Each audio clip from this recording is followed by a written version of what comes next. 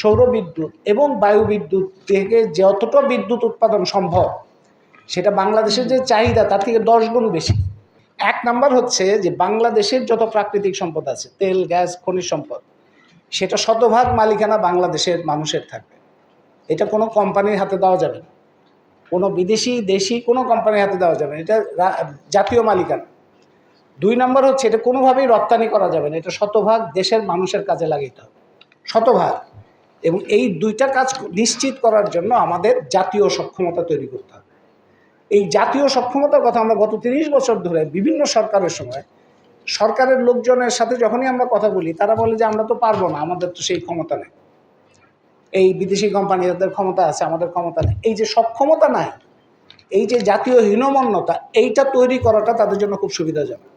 একটা জনগোষ্ঠী যদি সারাক্ষণ ভাবতে থাকে যে আমরা পারবো না, তাহলে তো তাকে দখল করা খুব সহজ।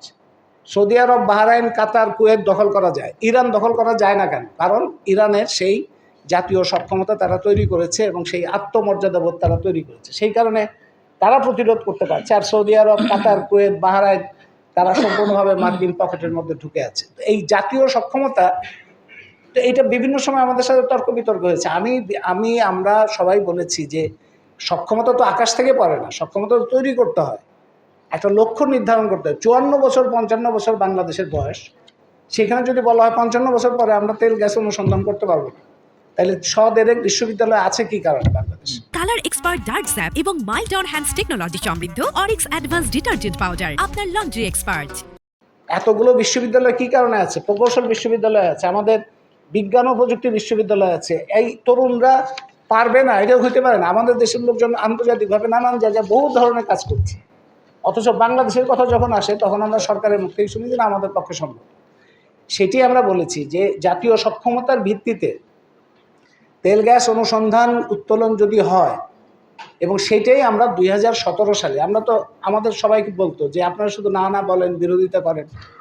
বিরোধিতা তো করার মানে একটা শক্তিশালী জায়গায় দাঁড়ানোর জন্য, যেটা ক্ষতিকর তার বিরুদ্ধে তো আপনার দাঁড়াইতে হবে। প্রত্যাখ্যানের শক্তি ছাড়া তো আপনি নিজে অর্জন করতে পারবেন না কিছু।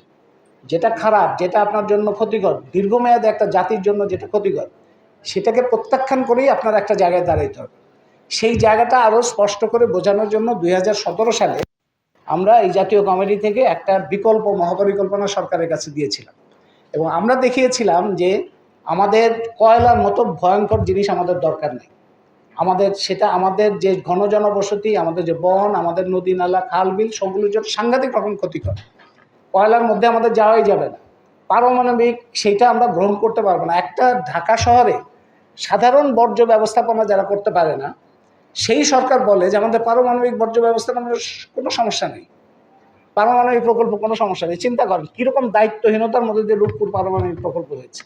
তা আমরা 2017 সালের সেটার মধ্যে দিয়ে বলেছি যে আমাদের পারমাণবিক দরকার নেই, আমাদের কয়লাও দরকার নেই, আমাদের 2টা জিনিস দরকার। একটা হচ্ছে জাতীয় সক্ষমতার ভিত্তিতে আমাদের গ্যাস অনুসন্ধান করা, তেল গ্যাস অনুসন্ধান করা, যারা শতভাগ মালিকানা আমাদের দেশের কাজে ব্যবহার হবে। আর 2 নম্বর হচ্ছে নবায়নযোগ্য জ্বালানি। এই নবায়নযোগ্য জ্বালানি নিয়ে আমরা অনেক হাসি ঠাট্টার শিকার হয়েছি। আগে আমাদের হাসি ঠাট্টা করা হতো যে এইগুলি সমস্ত ছেলে খেলার বিষয়।